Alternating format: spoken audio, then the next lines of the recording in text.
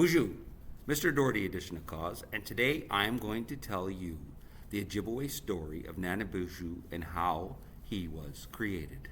Once there was a beautiful woman, and the beautiful woman was pregnant, and she wanted a drink from the tree of life, the leaves. And so she sent her husband, and her husband went to grab the branch of the tree of life, and as he pulled to get the leaves, the tree fell down, and there was a big black hole in the ground. Well, she walked over and looked into the black hole, and as she was looking, two jealous women of her beauty pushed her into the black hole. Ah! And as she fell, she landed in the water on earth.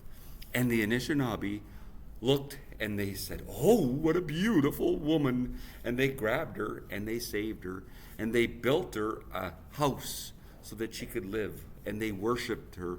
They went to her for advice because she came from the heavens and above. Well, one day she had her baby, and her baby's name was Winona. And Winona was such a beautiful woman that the west wind, as he was coming through, stopped in his tracks, and he went and he looked and he said, "Oh my, is she ever beautiful? I'm going to have her as my wife." And the west wind was such a wind that he just went and grabbed her and took Winona as his own. And he went and he took her to where the west lives. And he had a job, though.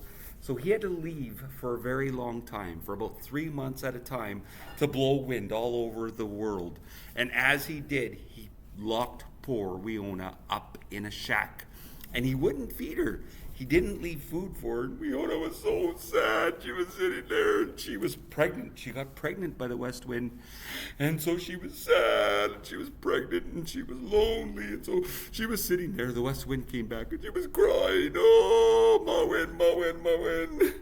And so the west wind, he got tired of hearing that and he shipped her out the door. Well, so she walked all the way from the west to Lake Superior, Bumuse, and she was so tired, and so exhausted, and because she was pregnant. And finally, Nukumus, who was sitting there and waiting to hear what happened to her daughter, saw an eagle, and the eagle was up in the sky. But the eagle had the eyes to be able to watch what was going on all across the land. And he went and he saw how Winona was being treated by the west wind. So he flew down to Nukumus and he said to Nukumus, he said, "I know where your daughter is. She's on the west coast with the west wind. He went and he took her, but he doesn't treat her very well. But she is on her way. She got shipped out of the shack and she is on her way here." Well, shortly then after, she heard, "Oh, Nukumus, oh, Nukumus." And it was Winona. And so she looked and she was happy, but she was like, "Oh, no, Winona, you poor girl, you need to be taken care of." So she took Winona, and Winona had not only one, but 2 babies. But as she was having the babies, she and one of the twins died. Oh. But Nanabozho was the other surviving twin.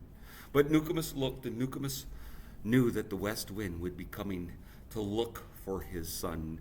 "I'm coming to get my son." Well, so she took Nukumus, and she put Nukumus in a wooden pot and covered the lid on the pot.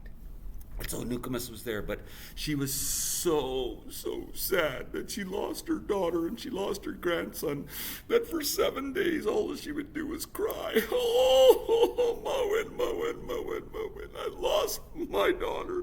I lost my grandson." Well, after the 7 days, the hunger and Nukumus left poor Nanabozho in that pot, and he had no one to take care of him, and he was like, "Oh, I'm so hungry. Oh, feed me, I need food."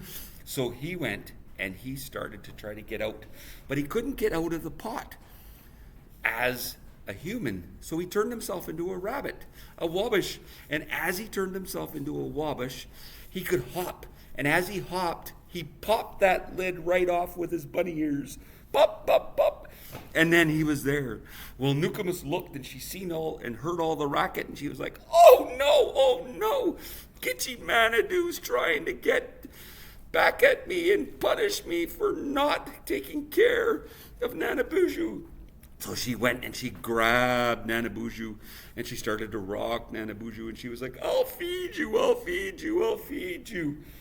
And at that point in time, Nanabozho, who was sent by Gitchie Manadoo, his job on earth is to teach us as humans lessons that the Creator or that Gitchie Manadoo want us to know. So the lesson that he taught us was that we need to take care of all our children. Miigwech.